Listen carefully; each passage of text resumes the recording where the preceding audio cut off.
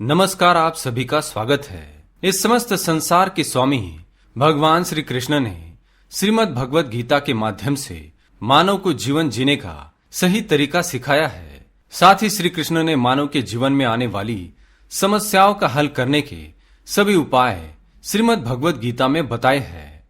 श्री कृष्ण कहते हैं कि मनुष्य के जीवन में सबसे बड़ी समस्या उसकी लक्ष्मी अर्थात उसके धन का आना और जाना है। कुछ मनुष्यों को दिन भर मेहनत करके भी धन की हानि उठानी पड़ती है, जबकि कई लोग कम मेहनत करने के बावजूद भी बहुत अधिक धन अर्जित करते हैं।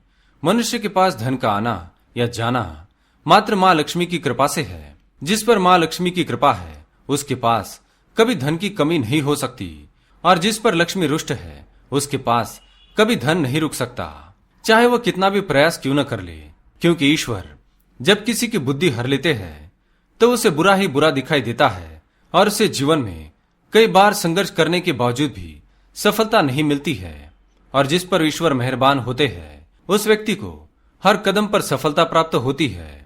इसलिए हमें जीवन में सफलता पाने के लिए ईश्वर का साथ बहुत आवश्यक होता है। श्री कृष्ण ने अपने उपदेशों में उन मनुष्यों के बारे में बताया है जिनसे लक्ष्मी रूठ कर चली जाती है और उन्हें धन की हानि का सामना करना पड़ता है। वह जीवन भर कभी भी धन को संचित नहीं कर पाते। उनका धन किसी न किसी कारण से खर्च ही होता रहता है। ऐसे मनुष्य को धन की देवी लक्ष्मी को प्रसन्न करने और धन संचित करने के लिए भगवान श्री कृष्ण ने 5 महत्वपूर्ण उपाय बताए हैं, जिन्हें करने से उनके घर पर लक्ष्मी का सदा ही वास रहेगा और धन की हानि कभी नहीं होगी। तो चलिए जानते हैं उन उपायों के बारे में।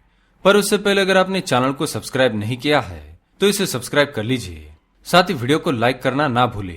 पहली बात, श्री कृष्ण ने पहला उपाय बताया है कि जिन लोगों के घर में धन की हानि होने लगती है या पैसे की बिल्कुल भी बचत नहीं होती है, इसके पीछे पितृदोष कारण होता है। इसलिए प्रत्येक रात्रि को अपने घर की दक्षिण दिशा में एक दीपक अवश्य जलना चाहिए। इससे पितृदोष दूर होता है और पूर्वजों की कृपा हमेशा बनी रहती है। इससे मनुष्य के घर में कभी धन की हानि नहीं होगी और न ही अनावश्यक खर्च होगा। दूसरा उपाय, श्री कृष्ण श्रीमद् भगवत गीता में कहते हैं कि कोई भी स्त्री अपने पति के बिना कहीं पर नहीं जाती। इसी तरह माँ लक्ष्मी भी अपने पति भगवान विष्णु के बिना कहीं पर भी नहीं जाती है। जिस घर में भगवान विष्णु की पूजा होती है वहां पर माँ लक्ष्मी सदैव निवास करती है, और जहां पर भगवान विष्णु की पूजा नित्य नहीं की जाती है वहां पर लक्ष्मी का वास नहीं होता है। इसलिए प्रत्येक गुरुवार के दिन घर में भगवान विष्णु की पूजा अवश्य ही करनी चाहिए। इससे दरिद्रता का नाश होता है। तीसरी बात, श्री कृष्ण कहते हैं जिस घर में शालिग्राम की पूजा नहीं की जाती है उस घर में भी लक्ष्मी कभी वास नहीं करती। जहां पर शालिग्राम की पूजा नित्य होती है उस घर को देवी लक्ष्मी कभी छोड़कर नहीं जाती। उस घर में चाहे कितने भी वास्तुदोष क्यों न हो, उस घर में कभी भी धन की कमी नहीं होती। साथ ही जहां पर शालिग्राम की पूजा नित्य पंचामृत से की जाती है उस घर को ऐश्वर्य की प्राप्ति होती है। चौथी बात, श्री कृष्ण चौथा उपाय बताते हुए कहते हैं जिन घरों में अतिथि देवो भव की भावना नहीं होती वहां पर लक्ष्मी कभी नहीं आती है। यानी जिन घरों में मेहमानों का स्वागत नहीं किया जाता है, उनको धुतकारा जाता है अथवा द्वार पर आए पशु पक्षियों को भोजन नहीं दिया जाता है और मारकर भगाया जाता है, ऐसे घर में लक्ष्मी कभी वास नहीं करती है।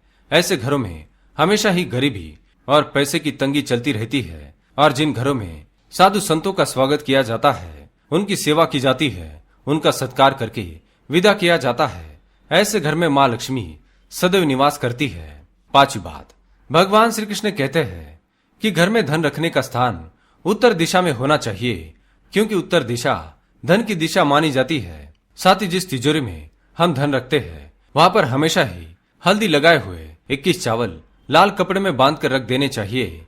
ये उपाय करने से उस घर की तिजोरी कभी खाली नहीं होती है और ना ही उस घर से कभी धन का अपव्यय होता है। तो दोस्तों, इस प्रकार से ऐसे घरों में माँ लक्ष्मी सदैव निवास करती है।